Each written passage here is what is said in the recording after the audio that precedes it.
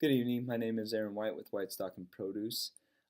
Today I decided to do a video on a topic that is highly controversial in our public. It's highly controversial um, in government as well. And it's the debate between GMO versus non-GMO. Now, I'm not really going to kind of state my opinion with it, but I do want to bring up some things that I've been seeing on my farm and kind of what's been happening.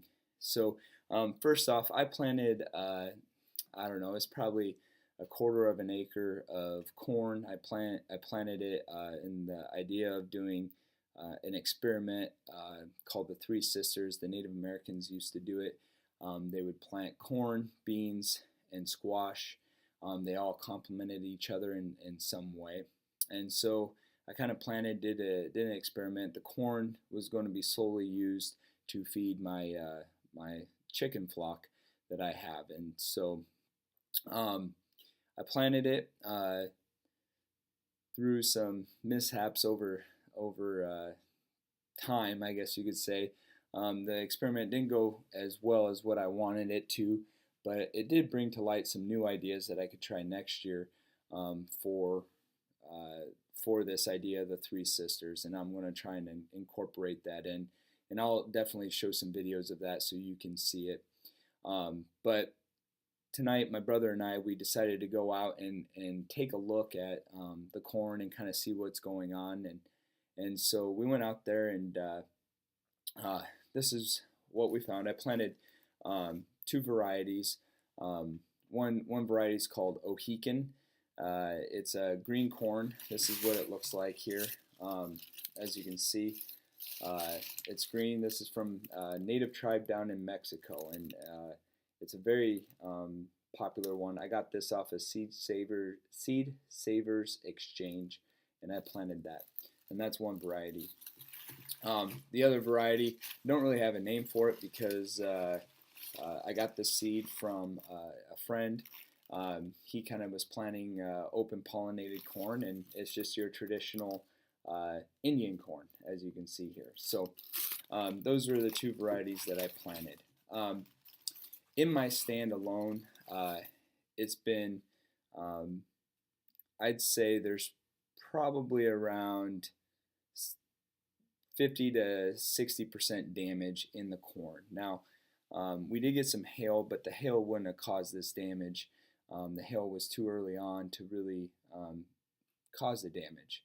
The only damage that could come that we can see here is from animals. So a majority of the damage that I've got in this little quarter acre patch is from deer, and I believe a coon might have did this one here, but raccoons. Now, this type of corn here is not sweet corn, okay? It's your typical field corn. You can grind this up and get green tortillas if you want.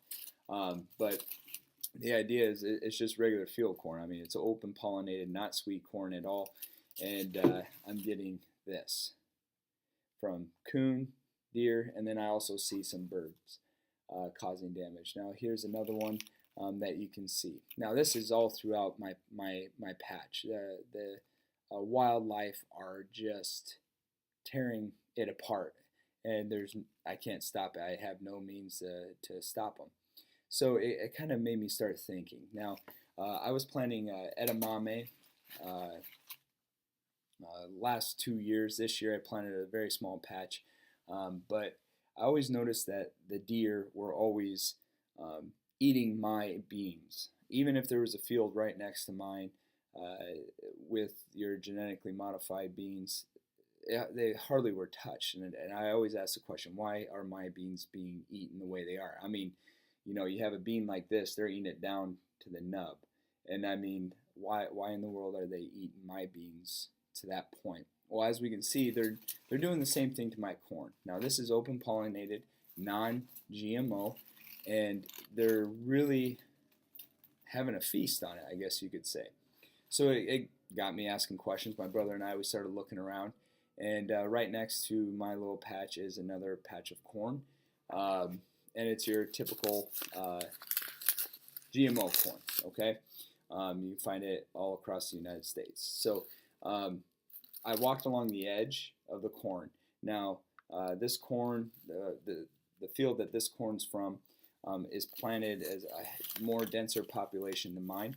And even along the rows, there'd be corn, and it was literally sitting just like this, and nothing has touched it. Not even birds. The deer haven't touched it. I mean, all that I walked along hadn't been touched at all by any of the other animals. So this goes into question: why don't they touch this corn, but yet they're going after this corn? So that's the question that I have. Now, through research, it's been proven that non-GMO corn or non-GMO vegetables or whatever is more nutritional. So this corn is more nutritional than a GMO corn. Okay, so maybe that's why the animals are seeking out this corn versus the GMO corn. I have no idea, but it's kind of got me to think about what in the world's going on back there that I can't tend to see. So, but they're knocking the stalks over. They're doing, the coons are especially trying to do everything they can to get to that corn.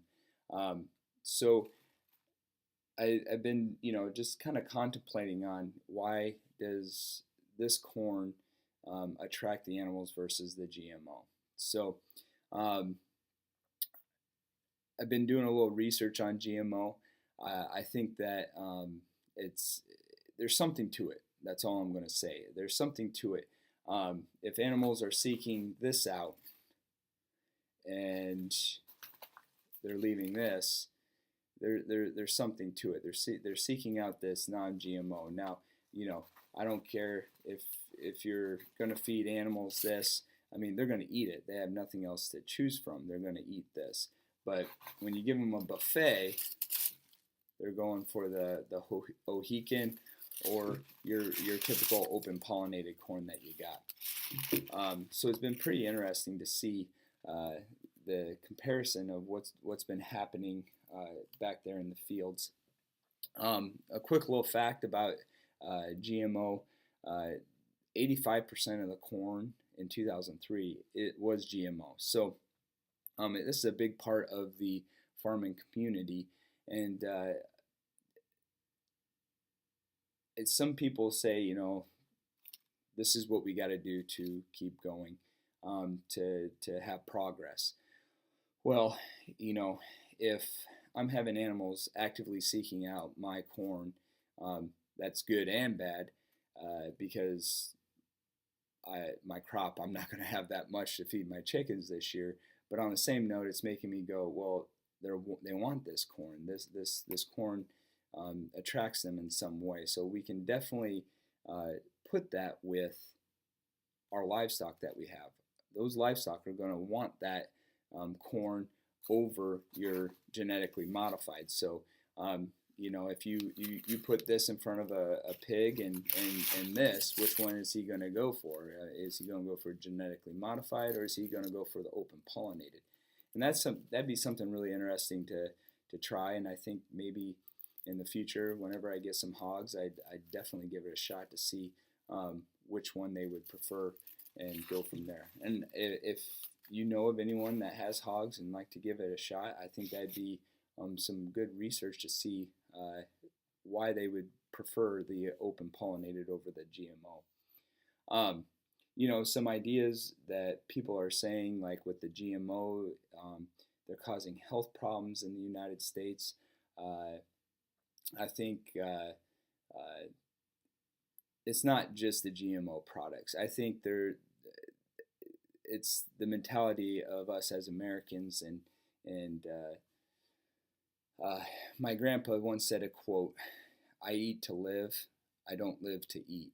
And that's kind of stuck with me when you said that. And I think we got to realize that, when we're bored and sitting down watching TV, instead of stuffing our faces, we can be doing something else.